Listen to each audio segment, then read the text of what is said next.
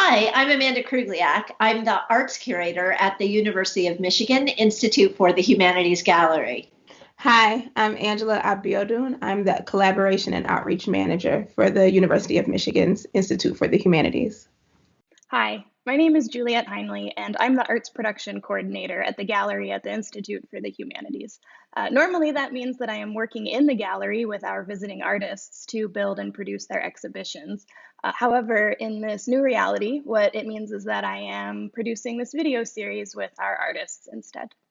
Conceptually and curatorially, we had support from the Mellon Foundation to create an exhibition of regional artists in the physical space of the gallery.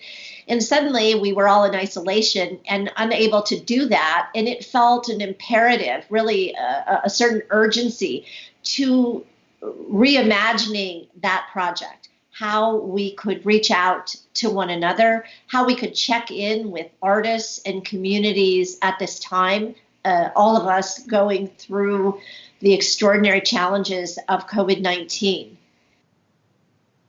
It felt as if potentially we could buoy one another and also reflect on the role of arts and artists going through challenging times, how important our relationships are to one another as human beings, how they really sustain us. These conversations feel incredibly meaningful to have with artists that we have relationships with because we want to share their work and their thoughts on their work in the world with others. And also, given the fact that our world is thrown into flux, we felt that these individuals who regularly ask large questions would be well positioned to reflect with us.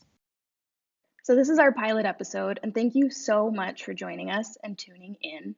I think it's important to note that we did film this episode a couple of weeks ago, back in March, on March 22nd. So, you will be hearing us and Sarah Rose Sharp, our first artist of this series, talking about everything from that standpoint. However, we are live with you in the comments right now, so please feel free to say hello or ask us a question or leave us a note. Over the next 10 weeks, we will be checking in with artists from all over Michigan, all different kinds of work, all different kinds of practices, just an amazing selection of makers and thinkers here in Michigan who are letting us in on how they're doing. So please follow us here for more every Wednesday at 4 p.m. for the next 10 weeks. And without further ado, we present House Calls. Am I coming through all right? Yeah, really clear. Everybody's looking good, sounding good.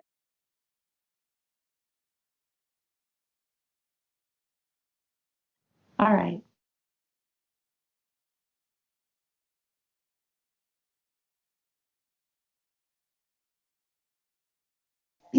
Hey, I'm Amanda Krugliak, and I'm the arts curator at the University of Michigan Institute for the Humanities Gallery. And I want to introduce everybody today. First, I want to introduce Sarah Sharp, our artist today in Detroit. And Sarah, I want to introduce you to Angela Abiadun, who is the Institute for Humanities Outreach and Collaboration Manager, and also Juliette Heinley, who is our gallery production coordinator at the Institute Gallery. It's good to see everyone. Hello. It's so great to see you. Yeah, great to see you. So, my God, so much is going on. And we were we just had this impulse to make house calls and check in with artists and see how they're doing. And, you had been at the gallery just a few weeks ago thinking about the project you're planning with us. And it just seemed really important to reach out. So that's what we're doing. And we're just thinking about this time of isolation and precarity. So how are you doing? Well, thanks for thinking of me. I appreciate that.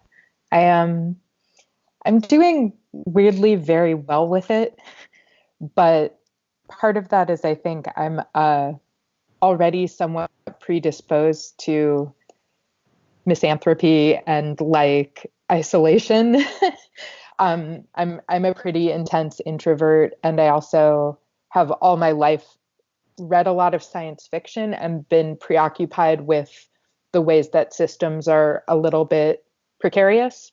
But it's also been really interesting to like look at, I've seen a lot of my feelings mirrored by people in the CRIP community, for example, who have like been struggling with issues of access and isolation for a lot longer than this disease state. And so seeing, I can kind of relate to that feeling of like, welcome to the party. Like, you know, there's the structures that had been in place hadn't been serving everyone anyway. I don't know if I don't know how consoling that is, but I sort of draw a lot of solace from the idea that survival is relative, and that like we have all been surviving to different degrees up to this point. I just wanted to affirm the difficulty of the moment, and I appreciate the honesty devoid of like the push for positivity, acknowledging just the difficulty that this is. And I would acknowledge that maybe due to the size of this moment, it feels unique. At least it does for me. And I would wonder, how are you managing the shift in daily life? And like, to whatever amount feels comfortable, what does that shift look like for you? I mean, it's interesting because like I already work from home. And as a freelancer and I, you know, like full-time writer and artist, I really already have to make my own schedule. And I think a lot of the life I've designed for myself now has to do with a natural predisposition to wanting to make my own systems. And that includes living in Detroit, which is a place I've lived for 10 years now, but I think was very attracted to this city because of its sense of having gathered itself in the wake of a lot of infrastructural failure. And so in some ways, there's like nowhere I would rather be. Like people here really know how to handle themselves and also know how to take care of each other in a kind of like a one-to-one way. And so I'm just trying to be a part of that as much as possible. But I think it also suits like a part of my mental architecture that is not terribly well suited to the normal reality, which is that I have this like extreme polarity between being like a very practical person and a very romantic person. And so I think crisis tends to strip away all of the sort of small talk and the imaginary stuff. And there's just sort of what's concrete and what's transcendent. And so for me, that's like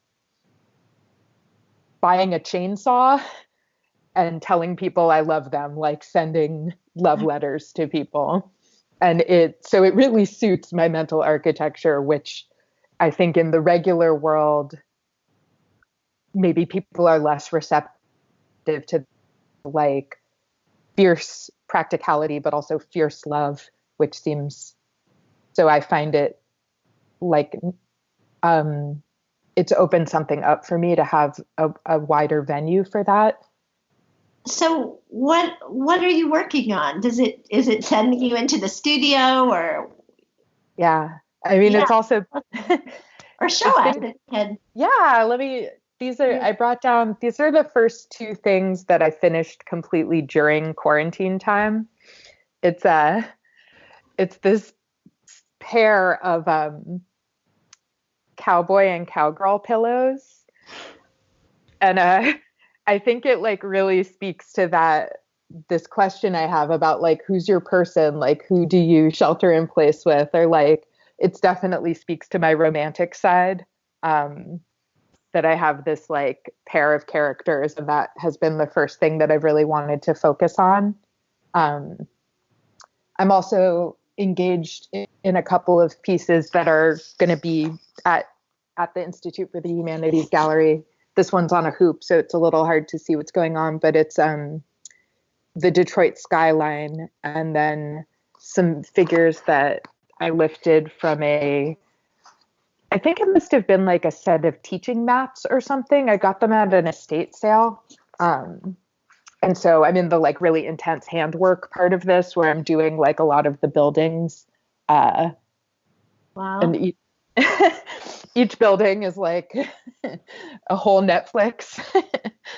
Do you find it's also meditative, that process of sewing or knitting or weaving, or just the way that is a way of working something out or calming?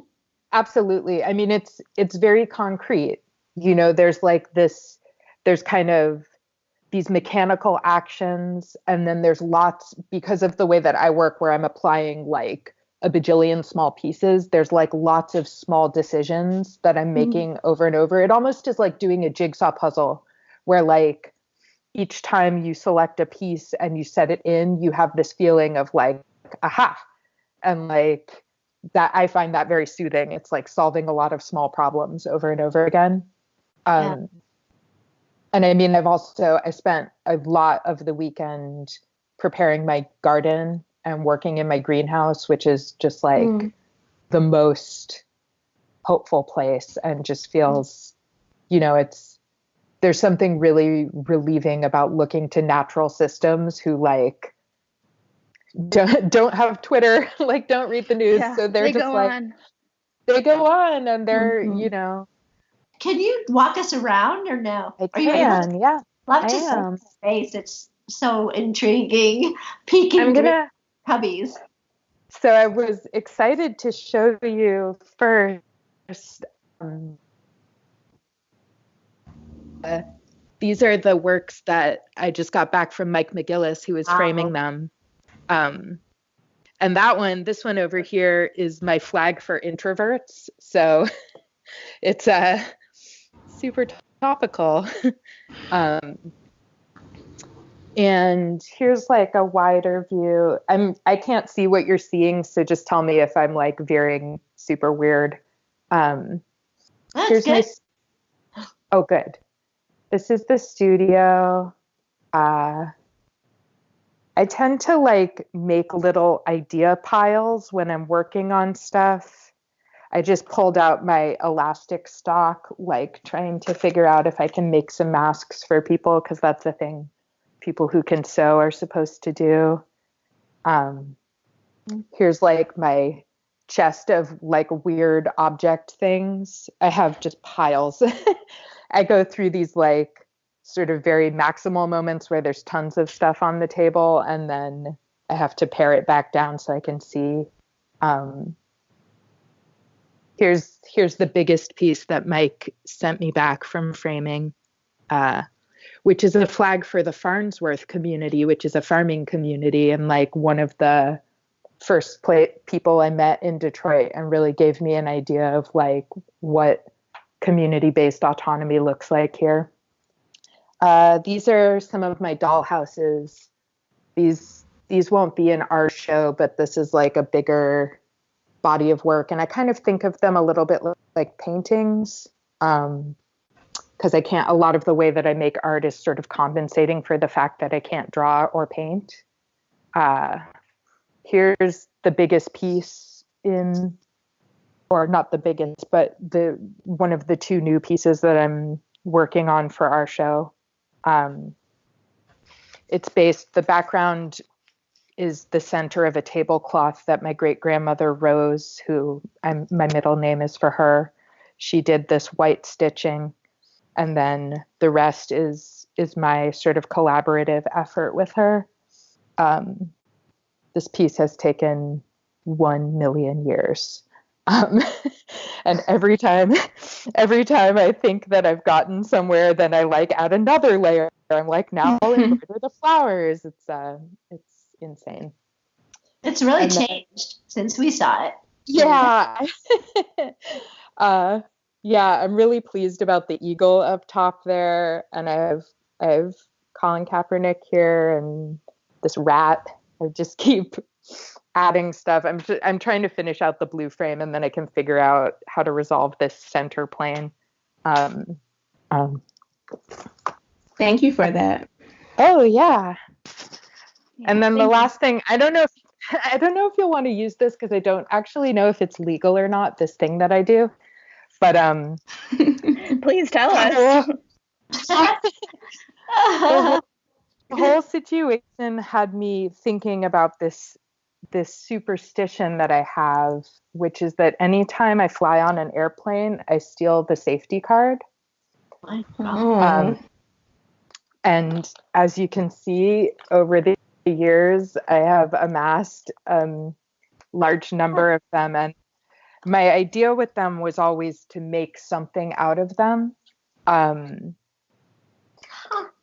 I was thinking about them as these objects that even for people who aren't as specifically weird as I am, they are these like documents of assurance in a moment where like something really bad is happening. Mm-hmm. And so I pulled them all out and I'm trying to think about like what sort of structure I could create with them. Like I was thinking about the idea of shelter in place and trying to think about maybe it's the right time to create like a bomb shelter or like a tent or something out of these airline safety cards, because they have this sort of illusion of safety. But for me, they also are almost like prayer cards or something where I'm like trying to manifest a kind of safety in a situation that I'm not really in control of. So yeah, the like House of Cards aspect as well. Right. Yeah. Mm.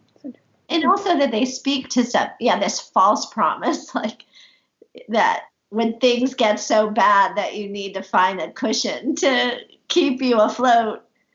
Right. Everything's gone awry, and I don't know. But it's also like interesting.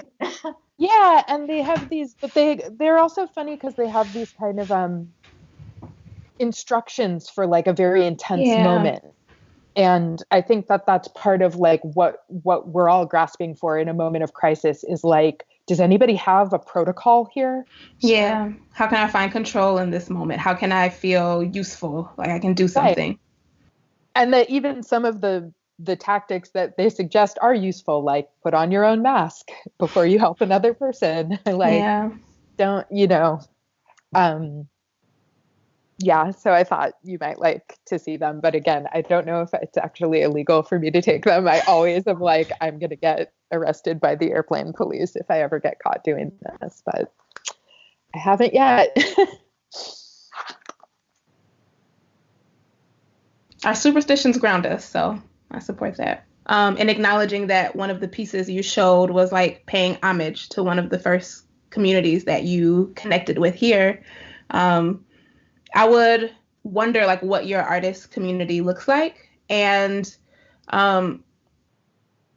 speaking as honestly but not sweepingly, maybe like how do you feel like this moment is playing out amongst other artists that you are close to, given that I'm sure in a time where we're all being pushed to be isolated, we're also like seeking, at least I'm seeking deeply to get connected and get close to people.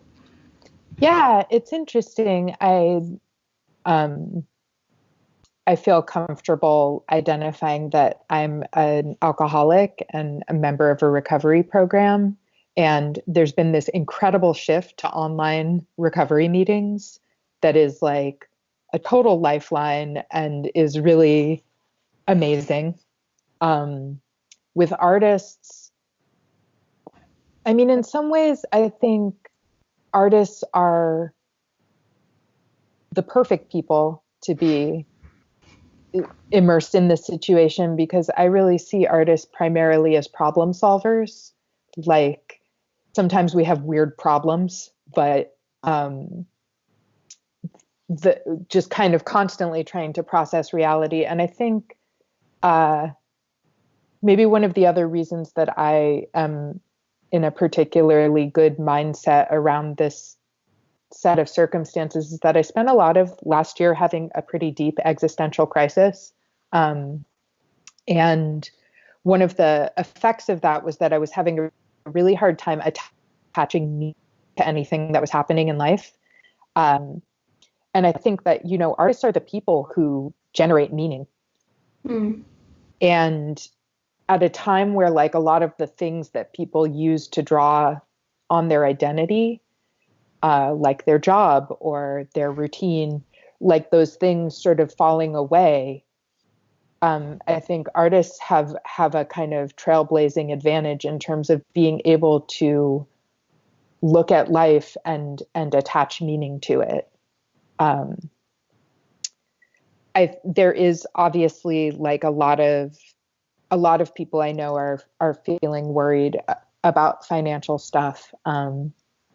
I personally have been like PayPaling as many people as like I can identify, because I also think that there's a lot of focus being put on the people who are vulnerable physically to the disease, but I think that there's also people who are vulnerable in a mental health sense, and it's before we even get to the place where people are like falling down ill and dying, or as we go through that and that intensifies, there's also people who are alone and scared and financially stressed out and depressed and unable to stay in the moment because of their anxiety. And I'm very determined not to lose any of those people. I'm not an epidemiologist, so I can't really cure disease, but I am like comfortable with people who are in a state of uncertainty, or I don't need people to be okay around me to still show up for them. Yeah. And so for me, there's been a big shift in how I think about my resources and what sort of stockpiles I need are much more short term, and instead trying to spread around as much surplus as possible, because I think if we're talking about getting through the next 10 years, that's like way too big of a concept. I'm concerned with like who needs help getting through the next 2 weeks. Yeah.